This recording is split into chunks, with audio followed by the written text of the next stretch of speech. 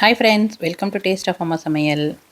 இன்றைக்கி என்ன ட்ரை பண்ணேன்னு பார்த்தீங்கன்னா, இந்த ரோட்டு கடையிலலாம் பார்த்தீங்கன்னா சாயந்தரத்தில் இந்த பீச்சில் அப்புறம் இந்த ரோடு கடையிலலாம் பார்த்தீங்கன்னா அந்த வடை, போண்டா, பக்கோடாலாம் போடுவாங்க பார்த்தீங்கன்னா, நல்ல வாசமாக இருக்கும் இல்லையா?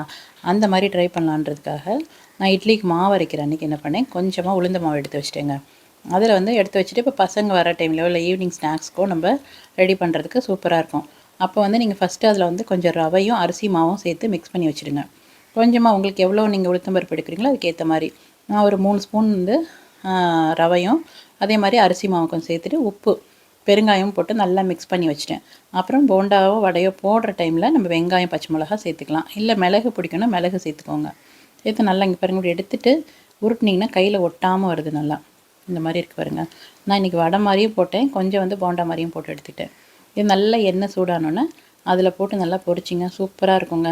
இது சாம்பார் வடை இல்லை நம்ம ரசத்தோட சேர்த்திங்கன்னா தயிர் கூட சேர்த்து தயிர் வடை மாதிரி சாப்பிட்டா கூட நல்லாயிருக்கும். நான் இதில் சோடா மாவு எதுவுமே சேர்க்கலை, ஸ்ட்ரைட்டாக அப்படியே மாவு அரைச்சிட்டு அதில் இதெல்லாம் மிக்ஸ் பண்ணி ஊற வச்சுட்டேன். ஃபஸ்ட்டு ரவையும் அரிசி மாவும், அதுக்கப்புறமா வெங்காயம் சேர்த்துட்டு போட்டு எடுத்தேங்க. ரொம்பவே நல்லா கிறிஸ்பியாக இருந்தது.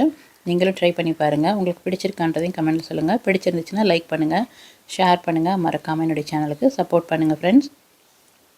இந்த வடை பார்த்திங்கன்னா சாம்பார் சாதத்துக்கு அப்புறம் காரக்குழம்புக்கு எல்லாத்துக்கூடவும் நல்லாயிருக்கும். இல்லை பசங்களுக்கு ஸ்நாக்ஸ் சும்மா சம்டைம்ஸ் வீட்டில் இருக்காங்க இல்லையா, இப்போல்லாம் ஏதாவது கேட்டுகிட்டே இருக்காங்க இல்லையா, அப்போ அன்றைக்கி தான் சோளம்லாம் செஞ்சு கொடுத்தது நான் போட்டிருந்தேன்ல, அந்த மாதிரி இப்போ இது வந்து நீங்கள் வடை ஏதாவது செஞ்சு கொடுக்கலாம், பக்கோடா இல்லை இது வந்து போண்டா மாதிரி கூட செஞ்சு கொடுக்கலாம், நல்லாயிருக்கும். ட்ரை பண்ணி பாருங்கள், ஈஸியானது தான். நம்ம மாவு அரைக்கும் போது அப்பப்போ கொஞ்சமாக உளுந்து எடுத்து வச்சு செஞ்சு கொடுத்தீங்களே போதும்.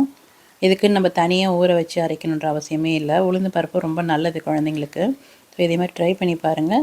அடுப்பு மட்டும் மீடியம் ஃப்ளேமில் வச்சு பொறுமையாக பொரித்து எடுத்திங்கன்னா சூப்பராக இருக்கும். இதோட தேங்காய் சட்னி இல்லை வெங்காய சட்னி அது கூடவும் நல்லாயிருக்கும். ட்ரை பண்ணி பார்த்துட்டு எப்படி இருக்குன்றதையும் சொல்லுங்கள். பிடிச்சிருந்துச்சுன்னா என்னோடய சேனலுக்கு சப்போர்ட் பண்ணுங்கள். புதுசாக பார்க்குற ஃப்ரெண்ட்ஸாக இருந்தால் சப்ஸ்கிரைப் பண்ணிக்கோங்க. இதேமாதிரி என்னோடய சேனலில் குக்கிங் வீடியோஸும் இருக்குது, சிம்பிள் மெத்தட்லேயும் நிறைய இருக்குது. பாருங்கள் எப்படி இருக்குன்னு சொல்லுங்கள். தேங்க்யூ.